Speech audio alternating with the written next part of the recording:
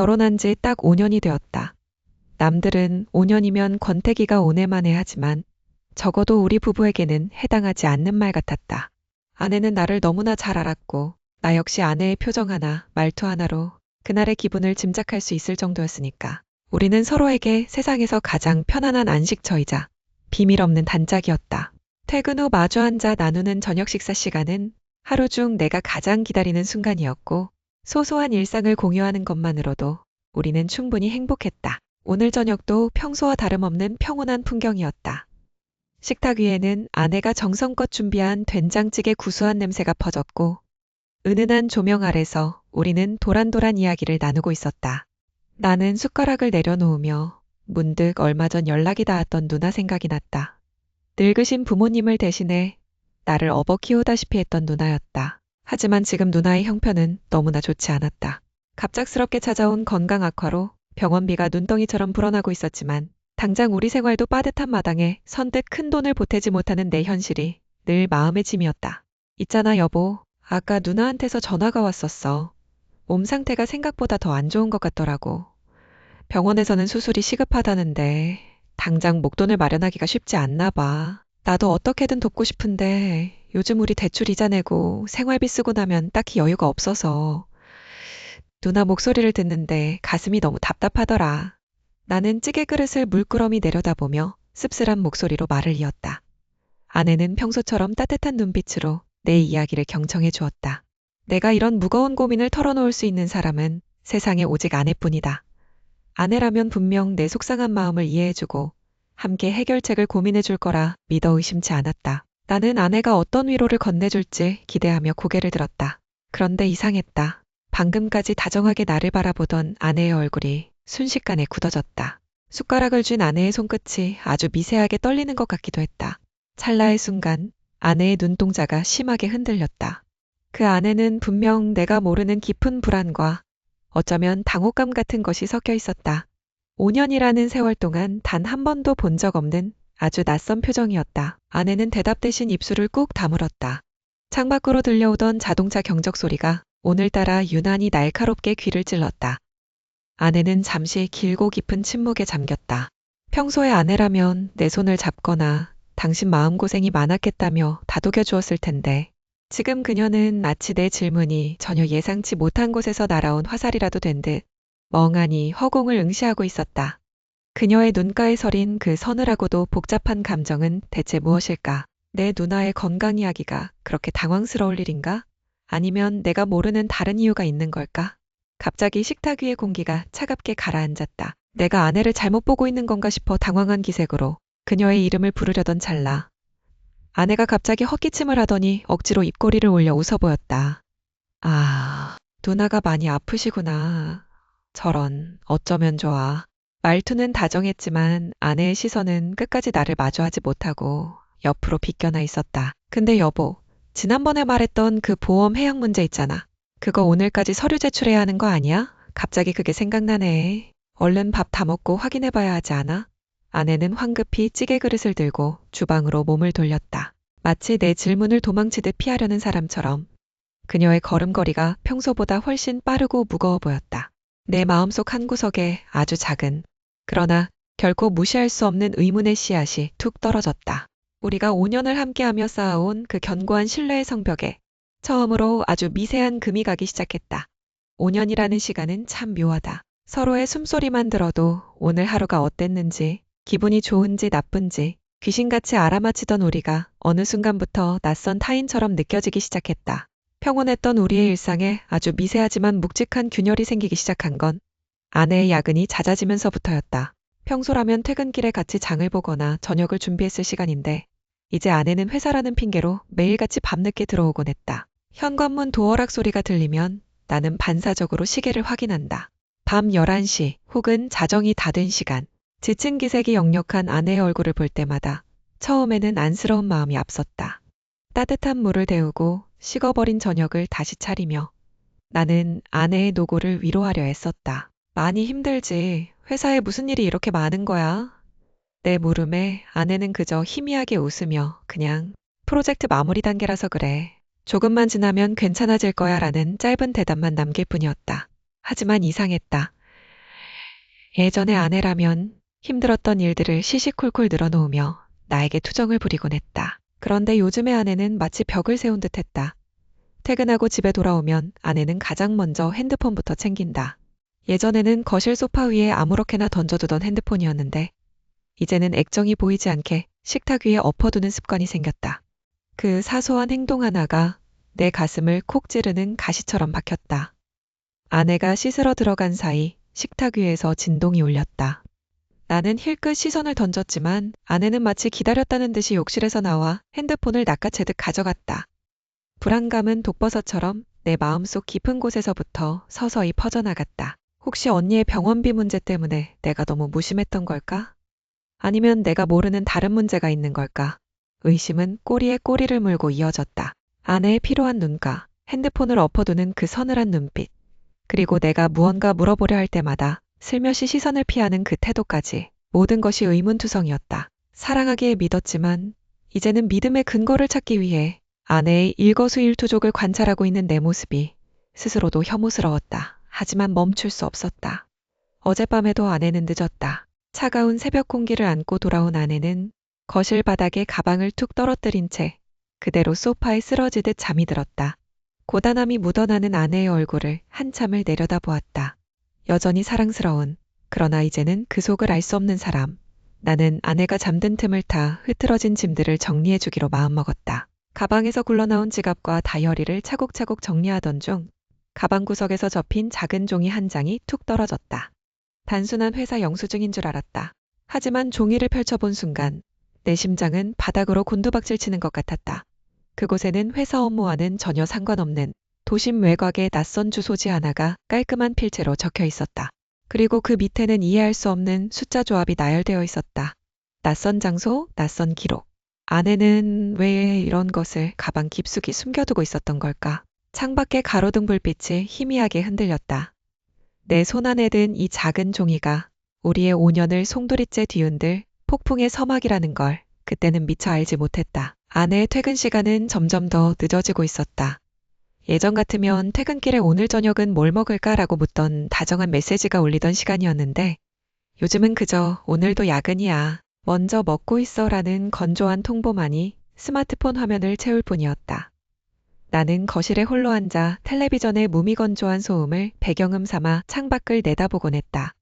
5년이라는 세월 동안 우리가 쌓아온 신뢰라는 성벽이 아내가 휴대폰을 뒤집어 놓는 그 작은 습관 하나 때문에 서서히 금이 가고 있었다.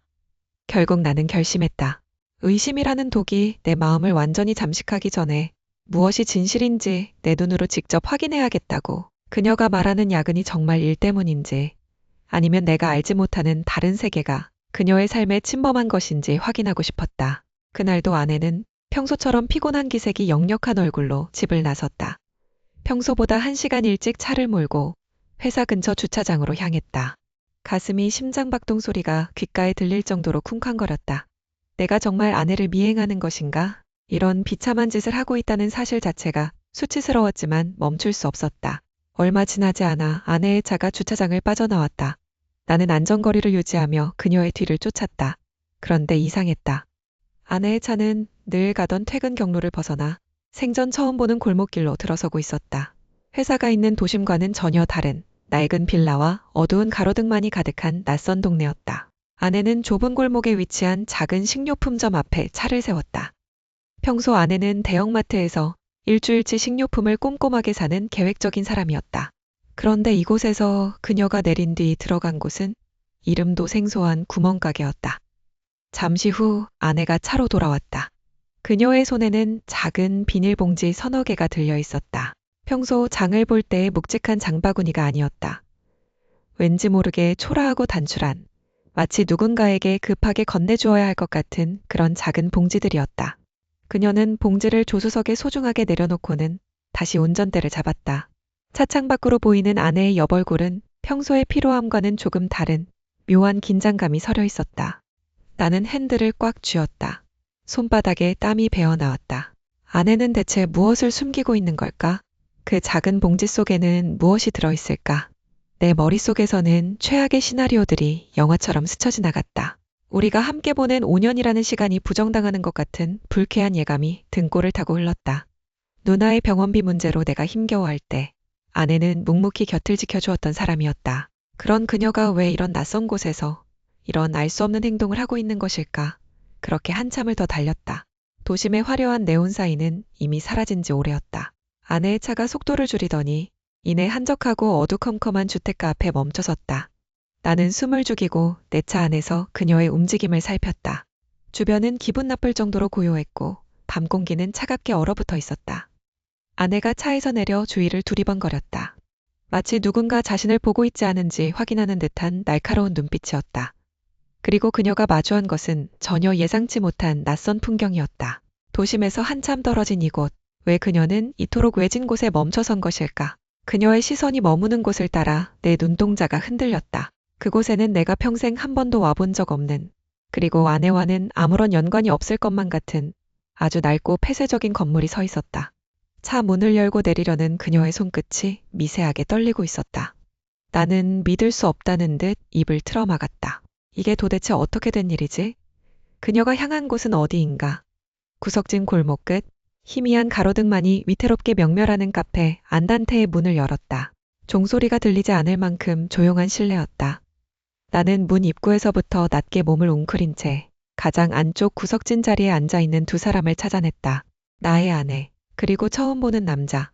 아내는 평소에 즐겨 입던 단정한 코트 차림이었지만 어깨는 평소보다 더 처져 있었고 왠지 모를 긴장감이 그녀의 주위를 감싸고 있었다.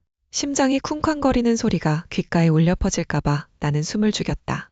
의심이라는 건 독버섯 같아서 한번 뿌리를 내리자 걷잡을 수 없이 내 이성을 잠식해 들어갔다. 그동안 아내가 말했던 야근, 피곤하다는 투정, 차갑게 식어버린 저녁 식탁 위의 공기들이 머릿속에서 파노라마처럼 지나갔다. 저 남자는 누구일까?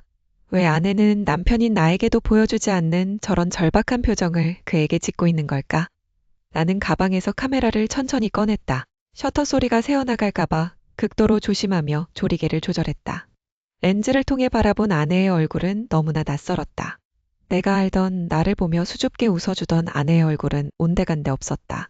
그녀는 지금 울 것 같은 표정으로 맞은편 남자의 손을 많이 바라보고 있었다. 유리창에 비친 내 손은 미세하게 떨리고 있었다. 창가에 맺힌 작은 성에를 손가락으로 닦아내자 렌즈 너머로 그들의 모습이 더 선명하게 들어왔다. 제발요, 이 방법밖엔 없어요. 아내의 입술이 미세하게 움직이는 것이 보였다. 소리는 들리지 않았지만 그녀가 어떤 어조로 말하고 있는지 본능적으로 알 수 있었다. 그것은 애원이었다. 그동안 우리 부부 사이에서는 한 번도 본 적 없는 누군가에게 무릎이라도 꿇을 것 같은 처절한 간청이었다. 우리 누나의 병원비 때문에 내가 잠 못 이루며 고민하던 밤들을 아내는 알고 있었을까? 혹시 그녀가 지금 그 남자에게 내미는 손길이 나의 자존심을 짓밟는 동정은 아닐까? 아니면 내가 모르는 사이 우리 가정에 닥친 또 다른 불행의 시작인 걸까? 차가운 공기가 내 뺨을 스쳤다. 나는 초점을 맞추고 연신 셔터를 눌렀다. 찰칵, 찰칵 하는 소리가 들리는 것만 같아 등줄기에 식은땀이 흘렀다. 남자는 무표정한 얼굴로 서류 가방을 만지작거렸다. 그는 아내의 말에 대꾸조차 하지 않는 듯 보였다. 단지 차갑게, 아주 차갑게 그녀를 내려다볼 뿐이었다. 그 오만한 태도가 내 안의 분노를 자극했다. 당장이라도 달려가 그 남자의 멱살을 잡고 아내를 내 품으로 끌어당기고 싶었다. 하지만 나는 멈출 수 없었다. 이 의심의 끝이 무엇인지 확인하기 전까지는 나는 절대 여기서 물러날 수 없었다. 내 눈은 카메라 뷰파인더를 통해 오직 아내의 표정만을 쫓았다. 5년이라는 시간 동안 우리가 쌓아온 신뢰가 저 한 장의 사진 속에 담길 증거들로 인해 모래성처럼 무너져 내리는 기분이었다. 나는 카메라 화면에 찍힌 사진을 확인했다. 묘한 해방감과 함께 심장이 찢겨나가는 듯한 통증이 동시에 찾아왔다. 아내의 손은 이제 테이블 위를 지나 남자의 손 앞까지 뻗어 있었다. 드디어 클라이맥스가 다가오고 있었다.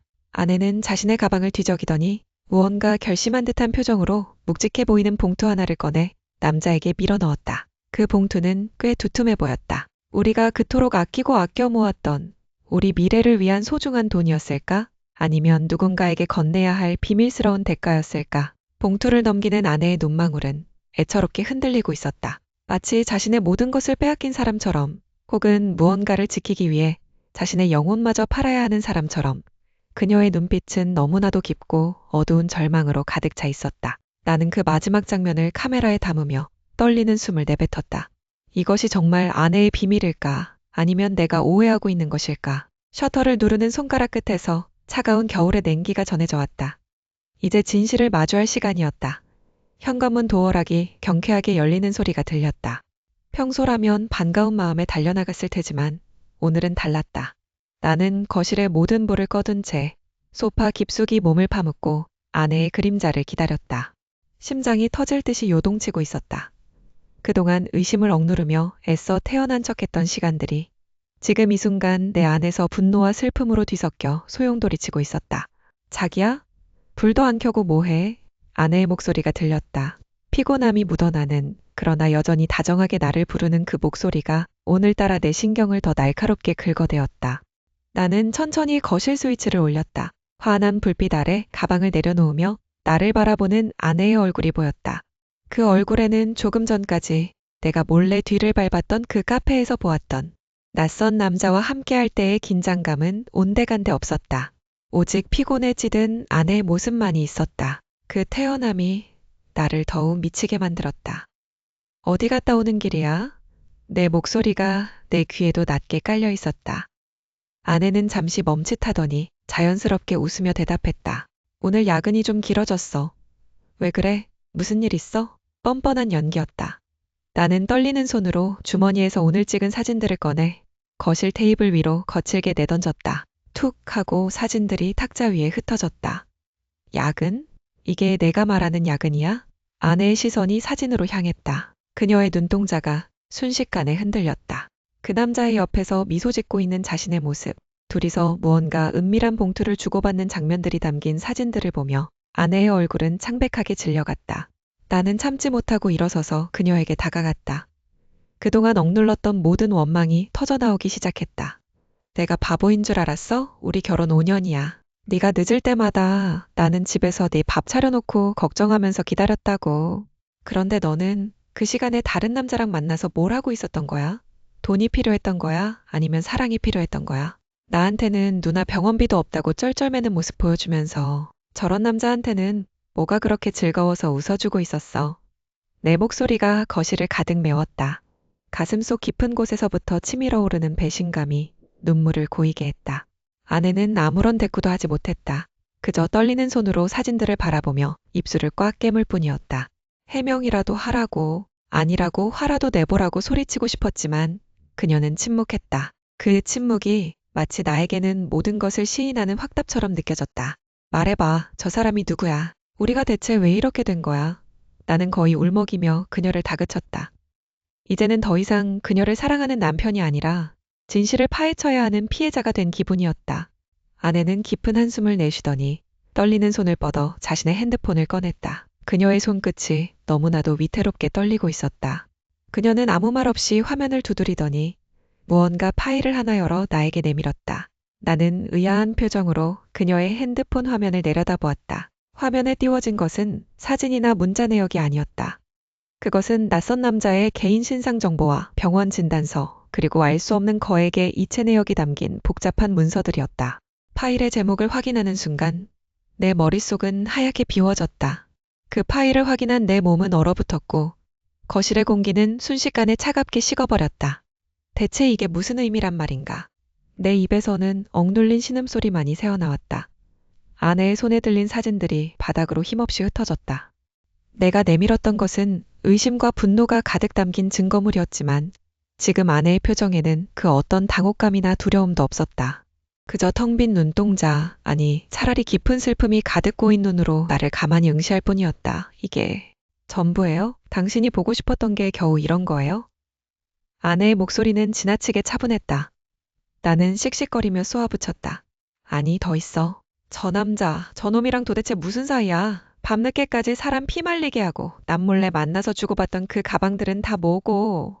당신이 나한테 숨긴 게 대체 몇 가지나 돼? 내 고함이 거실의 정적을 깨뜨렸다. 하지만 아내는 나를 원망하기보다 마치 아픈 아이를 바라보는 듯한 애잔한 시선으로 나를 훑어보았다. 그녀는 떨리는 손을 들어 자신의 가방을 열었다. 그리고는 꾸깃꾸깃 대진 서류 뭉치와 한 장의 명함을 테이블 위에 올려놓았다. 당신 기억해요? 누님 병원비 문제로 매일 밤 한숨 쉬던 거. 내가 더는 그 짐을 당신 혼자 지게 할 수 없어서 내가 할 수 있는 모든 걸 다 했어요. 명함에는 사설 요양원 관리실장이라는 직함이 박혀 있었다. 카페에서 만났던 그 남자는 아내가 누님을 모실 수 있도록 가장 저렴하면서도 케어가 가능한 시설을 알아봐준 관리자였다. 아내가 퇴근 후 방문했던 낯선 가게들은 근처 마트가 아니라 누님이 좋아하던 죽이나 부드러운 간식을 파는 전문점들이었다. 당신이 번 돈으로는 생활하기도 벅찼잖아요. 누님 병원비는 매달 정기적으로 나갔어야 했고, 그래서 난 야간 청소 대행 알바를 시작했어요. 그래야 당신 몰래 누님 병원비를 보탤 수 있었으니까. 당신이 의심하는 그 남자, 사실 누님 상태가 안 좋아졌을 때 가장 먼저 나한테 연락해주던 고마운 분이에요. 그 사진들, 당신 눈에는 불륜처럼 보였겠지만 나한테는 누님을 살리기 위한 사투의 기록이었어. 머릿속이 하얗게 변했다. 내가 부정이라고 확신했던 시간들은 아내가 나를 위해, 그리고 우리 가족을 위해 흘린 피땀 어린 노력의 대가였다. 아내는 그동안 나를 안심시키기 위해 자신의 피로를 숨겼고 내 자존심을 지켜주기 위해 모든 것을 감내했다. 나는 떨리는 손으로 아내가 내민 서류를 집어들었다. 병원비 납부 영수증들이 빼곡했다. 지난 몇 달간 내가 왜 이렇게 돈이 없지라며 불평할 때 아내는 자신의 월급 전부는 물론 야간 알바비까지 모두 털어 누님의 병원비 계좌로 이체하고 있었다. 이체 내역서에 찍힌 횟수와 금액, 그리고 누님을 향한 아내의 간절함이 담긴 메모들. 그 순간 내 심장이 바닥으로 곤두박질 치는 기분이 들었다. 내가 쏟아부었던 독설들, 의심으로 점철된 눈빛, 그리고 아내를 범죄자 취급하며 들이밀었던 사진들. 모든 것이 부끄러워 견딜 수 없었다. 나는 무너져 내리는 마음을 주체하지 못한 채 아내가 내민 서류 뭉치를 꽉 쥐었다. 그 속에 담긴 아내의 희생이 내 뺨을 후려치는 것보다 더 아프게 가슴을 파고들었다.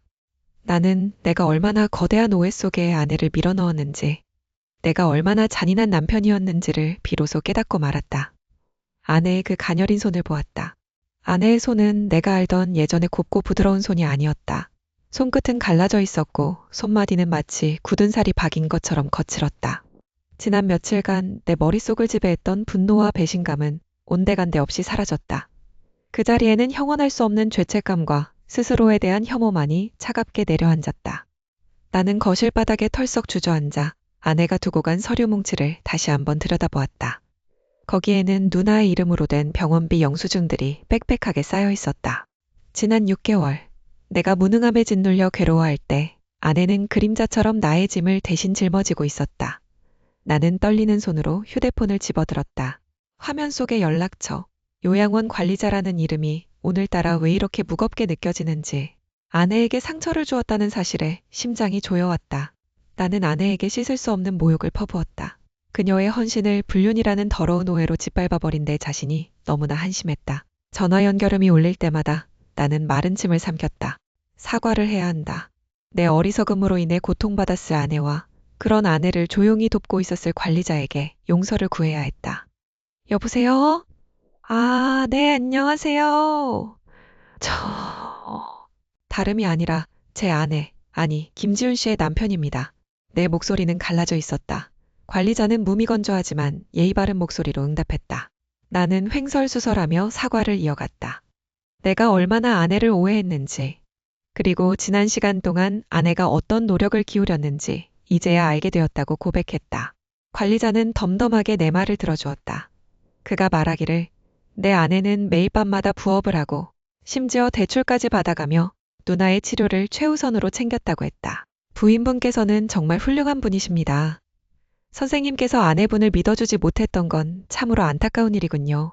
그 한마디가 내 심장을 관통했다.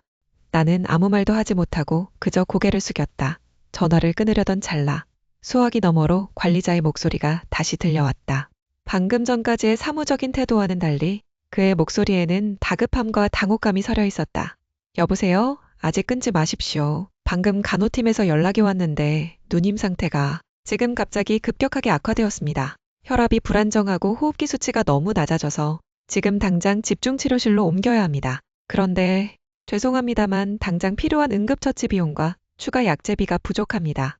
지금 바로 입금해주지 않으시면 치료를 시작하기가 어렵습니다. 선생님 어떻게 하시겠습니까? 내 머릿속이 하얗게 전멸했다. 아내가 그렇게 고생해서 막아놓았던 댐이 나의 무관심과 뒤늦은 후회 속에서 한순간에 무너져 내리고 있었다. 아내의 얼굴이 떠올랐다. 그녀가 왜 그렇게 힘들게 살아야 했는지 이제야 비로소 그 깊이를 실감하며 나는 절망 속으로 빠져들었다. 병원으로 향하는 차 안의 공기는 무겁게 가라앉아 있었다. 창밖으로 스쳐 지나가는 서울의 야경이 오늘따라 유난히 차갑게 느껴졌다. 옆자리에 앉은 아내는 아무 말 없이 창가에 머리를 기댄 채 눈을 감고 있었다. 그동안 얼마나 고단했을까? 내가 아내의 등에 짊어지게 한 무게가 얼마나 무거웠을지, 그 무게를 감히 가늠조차 할 수 없다는 사실이 나를 더욱 괴롭게 만들었다. 나는 핸들을 잡은 손에 힘을 꽉 주었다. 손끝이 하얗게 질릴 정도로 떨리고 있었다. 그저 의심하고 추궁하고 상처를 주기에 바빴던 지난 며칠간의 내 모습이 파노라마처럼 머릿속을 스쳐 지나갔다. 병원 주차장에 차를 세우고 내리자 낯선 소독약 냄새가 코끝을 찔렀다. 아내의 뒷모습은 언제나처럼 정갈했지만 어깨는 눈에 띄게 수척해져 있었다. 복도를 걷는 동안 들리는 낮은 발소리가 내 가슴을 짓눌렀다. 병실 문을 열자 창백한 안색으로 침대에 누워있는 누나의 모습이 보였다. 나조차 외면하고 싶었던 현실을 아내는 혼자서 감당하며 이 차가운 병실을 매일같이 드나들었던 것이다. 누나는 나를 보며 힘겹게 미소를 지었지만 그 얼굴엔 지난한 투병의 흔적이 고스란히 남아있었다. 아내는 익숙한 듯 누나의 손을 잡고 물을 건넸다. 누나를 바라보는 아내의 눈빛에는 원망 대신 깊은 애틋함만이 서려 있었다. 나는 그 다정한 눈빛을 차마 똑바로 마주볼 수가 없어 고개를 떨구었다. 문득 탁자 위에 놓인 병원비 고지서가 눈에 들어왔다. 내가 감히 상상조차 할 수 없었던 액수들이 적혀 있었다. 아내가 그동안 겪었을 금전적인 압박과 사람들에게 고개를 숙이며 빌렸을 대출금, 그리고 감내했을 수많은 모욕들이 파도처럼 밀려왔다. 내가 남편으로서, 그리고 동생으로서 당연히 짊어져야 했을 짐을 아내라는 이름의 한 사람에게 전부 전가해버린 꼴이었다. 나는 복도로 나와 거친 숨을 내뱉었다. 더 이상은 안 된다. 이런 비겁한 방식은 이제 끝내야 한다. 내 모든 자존심을 버리고서라도, 내 남은 삶을 다해서라도 이 빚을 갚아 나가리라. 아내에게는 이제 평온한 일상만을 돌려주고 싶었다. 내가 직접 병원 측과 상담하며 앞으로의 치료 계획과 비용 문제를 내 손으로 정리하겠다고 다짐했다. 경제적인 어려움은 이제 내가 앞장서서 해결할 것이다. 더 이상 아내가 남몰래 눈물 흘리며 밤을 지새우는 일은 없도록 하겠다. 잠시 후 다시 병실로 돌아와 잠든 누나의 곁을 지키는 아내의 곁에 조용히 앉았다. 아내는 나를 보며 미약하게 웃어 보였지만 그 웃음은 예전처럼 화사하지 않았다. 내가 저지른 의심과 상처가 아내의 마음속 깊은 곳에 씻을 수 없는 흉터를 남겼다는 사실을 깨닫는 순간 가슴 한구석이 무너져 내리는 기분이 들었다. 나는 조심스럽게 아내의 손을 잡으려다 주저하며 멈칫했다. 과연 내가 이 손을 다시 잡을 자격이 있을까? 내가 깬 것은 단순히 신뢰라는 이름의 유리조각이 아닐지도 모른다. 아내의 온전한 마음 그 자체를 산산조각 내버린 것이 아닐까. 어두운 병실 안, 고요한 정막 속에서 규칙적으로 들려오는 누나의 숨소리가 오히려 내 마음을 더 조급하게 만들었다. 나는 아내의 옆얼굴을 가만히 바라보았다. 지친 기색이 역력한 그 얼굴 위로 희미한 병실 조명이 내려앉았다. 지금 이 순간 나는 뼈저린 후회와 함께 스스로에게 질문을 던질 수밖에 없었다. 내가 망가뜨려버린 이 관계를 과연 예전처럼 다시 온전하게 붙일 수 있을까? 아내의 마음속에 자리 잡은 이 깊은 생채기를 나의 뒤늦은 참회와 노력이 과연 전부 지워낼 수 있을 것인가? 만약 이 신뢰가 완전히 돌아오지 않는다면 나는 앞으로 어떤 얼굴로 아내를 대하며 살아가야 하는 것일까? 대답 없는 어둠만이 내 질문을 삼키고 있었다. 폭풍우가 지나간 자리에는 묘한 고요함과 함께 비릿한 흙냄새가 남는다. 우리 부부의 지난 몇 달이 딱 그랬다. 벼락같이 몰아쳤던 나의 오해와 불신은 결국 잿더미가 되어 거실 한구석에 내려앉았고 이제 그 자리를 메우는 것은 서로를 향한 조심스러운 배려와 씁쓸한 후회뿐이다. 요즘 우리 집의 저녁 풍경은 완전히 바뀌었다. 예전처럼 거실에 텔레비전 소리만 덩그러니 울리거나 각자의 휴대폰만 들여다보던 시간은 사라졌다. 대신 퇴근길에 나는 마트가 아니라 아내가 평소 좋아하던 꽃집에 들른다. 작은 프리지아 한 다발을 품에 안고 현관문을 열 때면 주방에서 저녁 준비를 하던 아내의 뒷모습이 보인다. 아내의 등은 여전히 조금 굽어있고 가끔은 한숨처럼 어깨를 떨구기도 하지만 내가 다가가 어깨를 감싸 안으면 이제는 피하지 않고 살며시 내 손등위로 자신의 손을 얹는다. 그 따뜻한 온기가 내 손끝을 타고 심장까지 파고들 때마다 나는 가슴이 저릿해진다. 오늘 많이 힘들었지? 이제 내가 다 할게. 내가 설거지 장갑을 끼며 짐짓 밝게 말하면 아내는 거울을 보듯 미소 짓는다. 하지만 그 눈가에는 여전히 지울 수 없는 그림자가 남아있다. 아내는 아무 일 없다는 듯 다시 칼질을 시작하지만 나는 알고 있다. 그녀가 내 누나를 위해 쏟았던 그 모든 눈물과 밤잠을 설치며 보냈던 시간들이 얼마나 무거운 짐이었을지. 내가 오해라는 이름으로 그녀의 가슴을 난도질했던 그 순간들이 그녀에게는 감당하기 힘든 흉터가 되었을지도 모른다는 생각에 매일 밤 잠을 이루기가 힘들다. 우리는 이제 누나의 병원비를 갚기 위해 부단히 노력 중이다. 퇴근 후 대리운전을 하거나 주말에는 닥치는 대로 아르바이트를 하는 나의 일상을 아내는 말리지 않는다. 오히려 묵묵히 따뜻한 된장찌개를 끓여놓고 내가 돌아오기를 기다린다. 하지만 우리 사이의 공기 속에는 묘한 긴장감이 흐른다. 예전처럼 모든 것을 다 공유하고 숨김없던 그 시절로 돌아가기에는 우리가 겪은 상처가 너무나 깊고 뾰족하다. 문득 식탁에 앉아있는 아내의 옆모습을 멍하니 바라보다가 깨닫는다. 아내의 휴대폰은 이제 더 이상 뒤집혀 있지 않다. 오히려 화면이 꺼진 채 탁자 위에 놓여있는 그 모습이 내게는 더 큰 두려움으로 다가온다. 혹시라도 아내가 내 의심 때문에 나에게 무언가 더 말하지 못하게 된 것은 아닐까? 혹은 그녀의 마음 한구석에 내가 지울 수 없는 벽을 쌓아버린 것은 아닐까 하는 불안함이다. 나는 내심 모든 것이 해결되었다고 믿고 싶었을지도 모른다. 누나를 병원에 다시 입원시키고 빚을 조금씩 갚아나가고 서로에게 사과했으니 이제 다시 행복해질 수 있을 거라고. 하지만 사람의 마음이란 그렇게 쉽게 궤도를 수정할 수 있는 기계가 아니다. 나의 의심은 병이었고 그 병은 완치되었다기보다 잠시 잠복기에 들어간 것일 뿐이다. 누군가는 말했다. 부부 사이의 신뢰란 유리와 같아서 한번 금이 가면 아무리 정성껏 붙여도 빛을 비추면 그 틈이 보인다고. 지금 우리 사이에는 그 금이 선명하게 남아있다. 가끔 아내가 전화를 받으며 밖으로 나갈 때 나는 나도 모르게 고개를 돌려 그녀의 뒷모습을 쫓는다. 누구일까? 또 다른 비밀은 없을까라는 추악한 생각이 머릿속을 스치고 지나간다. 그런 내 자신을 발견할 때마다 나는 온몸에 소름이 돋는다. 아내에게 너무나 미안해서, 그리고 다시는 그런 괴물이 되고 싶지 않아서 나는 주먹을 꽉 쥐고는 입술을 깨문다. 어제는 아내가 잠든 줄 알고 거실에 앉아 누나의 치료 계획서를 다시 살펴보았다. 병원비 내역을 하나하나 체크하다가 아내가 몰래 적어두었던 메모장 한 귀퉁이를 발견했다. 사랑하는 사람이 짐이 되지 않게 하는 것. 그것이 나의 유일한 행복. 그 짧은 문장이 내 가슴을 후벼 팠다. 그녀에게 나의 누나는 짐이 아니라 나를 지키기 위한 사랑의 증명이었다. 그런데 나는 그것을 도구로 받아들였던 것이다. 우리는 이제 매일 서로에게 미안하다고 말한다. 하지만 그 미안하다는 말이 반복될수록 우리 사이는 더욱 아슬아슬한 줄타기를 하는 기분이다. 오늘 밤도 아내는 거실불을 끄며 내게 말했다. 잘 자요, 여보. 내일은 좀 더 좋은 일이 있을 거예요. 그 말끝에 묻어나는 쓸쓸함을 나는 어떻게 해석해야 할까? 나는 정말로 그녀의 진심을 온전히 받아들일 준비가 된 것일까?